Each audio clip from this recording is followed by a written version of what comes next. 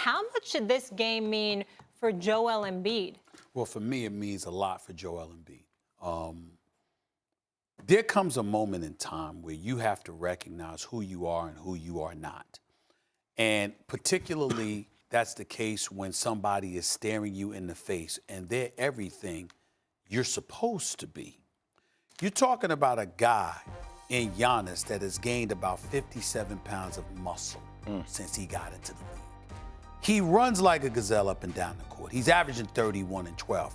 If you look at every game he's played this year, with the exception of a blowout win over Cleveland when they won and he scored 14 points in a blowout win. In the last game, 18 points. He has scored a minimum of 22 points in every single game this year. He's shooting better from the field than Joel Embiid.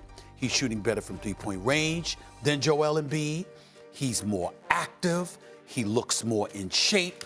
And more importantly, the mentality that he has. He is on a seek and destroy mission.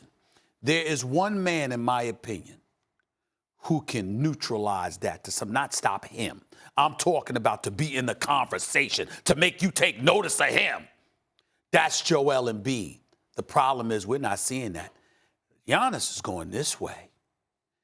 Joel Embiid has gone this way. Not this way, but he's going this way.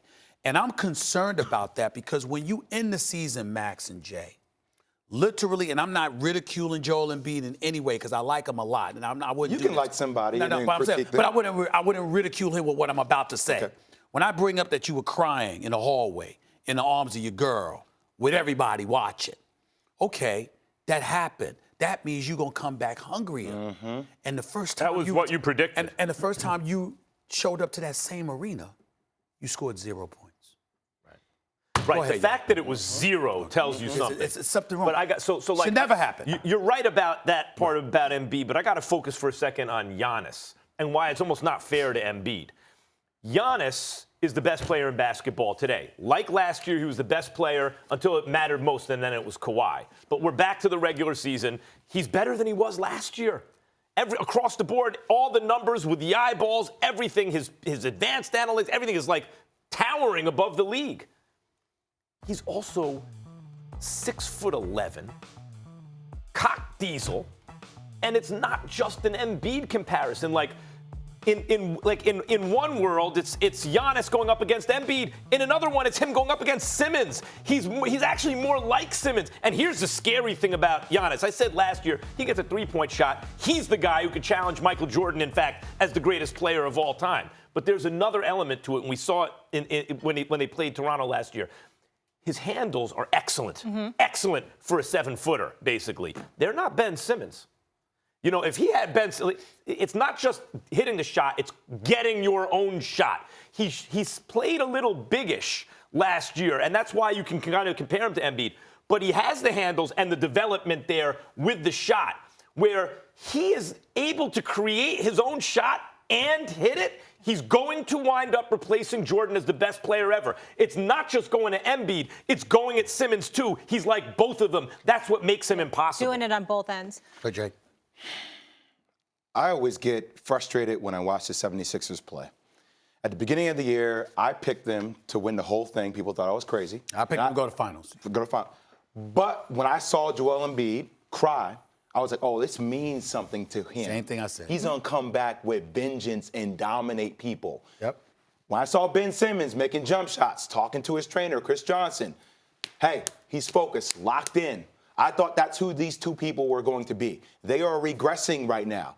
Now, you can say, I wish if I could put Jimmy Butler's soul into those two bodies, you would have a team that would win a world championship. They would win back-to-back. They would win for a long time. But it is ultimately a lack of maturity on those two. They're your best players. Now, I know Tobias Harris got put into that category because he got a lot of money, even though he hasn't really lived up to it. He had 35 points in the last game. But it comes down to your two best players, who are Joel Embiid and Ben Simmons.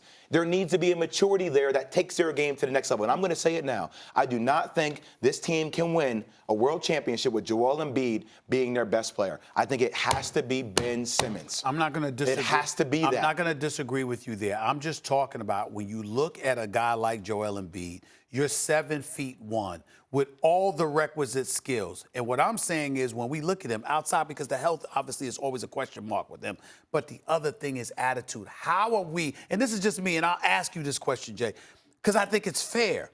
How are we questioning your attitude, your want it factor, when you have Giannis clearly coming for you? You're going to have to go through this man to get to the finals. You're going to have to go through Giannis. I don't understand. How can you see that headlight coming in your direction and you don't brace yourself and get ready for that challenge? You know what's I don't understand that. He sees the headlight of when Charles Barkley or Shaquille O'Neal criticizes him. That's right. But like now I'm worrying about, okay, now you need it externally. That's right. Like whereas other greats, it just comes I just want to make one real. And that's him. That's Giannis. Just to tag this real quick. Yeah. We are sleeping a little bit on the Sixers right now, even in terms of what they're doing so far. When the two of those guys are on the court, even though I believe Simmons should have his own team, I don't know if you can have a big like Embiid as the best player on your team nowadays and win championships. I agree with you. But Simmons could develop more like the Freak if they gave him shooters and played 5 out. All that said, the Sixers perform very well when the two of those guys are on the court, offensively and defensively. Oh, their personnel well. is built to beat the Bucks, by the way. Right. Yeah, if Joel Embiid can get up and down the court, match up really well. To Jay's earlier point, Ben Simmons needs to be the best on the team for this team to be successful.